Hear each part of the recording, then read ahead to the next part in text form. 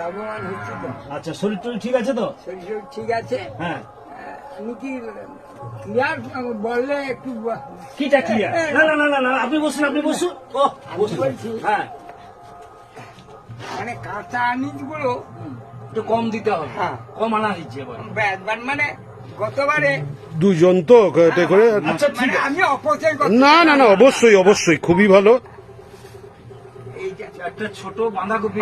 আমি এইটুকু আমি বলে আপনাদের হয়তো আমি বলি না না, ঠিক আছে, কোনো অসুবিধা নেই। আচ্ছা, এটাতে একটু অল্প আলু পেঁয়াজ আছে।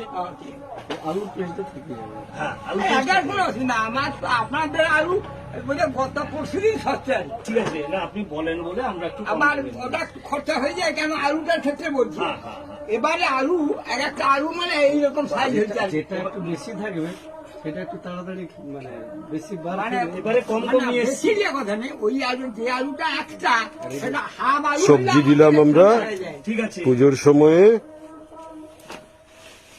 একটু মুড়ি আছে। একটা বিস্কিটটা আছে, আর ওই যেমন ভুসিমালটা যেমন থাকে, শিয়াল বাজার যেমন প্রতি বছর একটু দেওয়া হয়, আপনাকে দেওয়া হলো। আর এই সেই সঙ্গে এই যে নাও দাদা দিয়ে দাও। এবারে পুজোতে হ্যাঁ, একটু জেঠিমার জন্য, এটা আপনার জন্য জামা,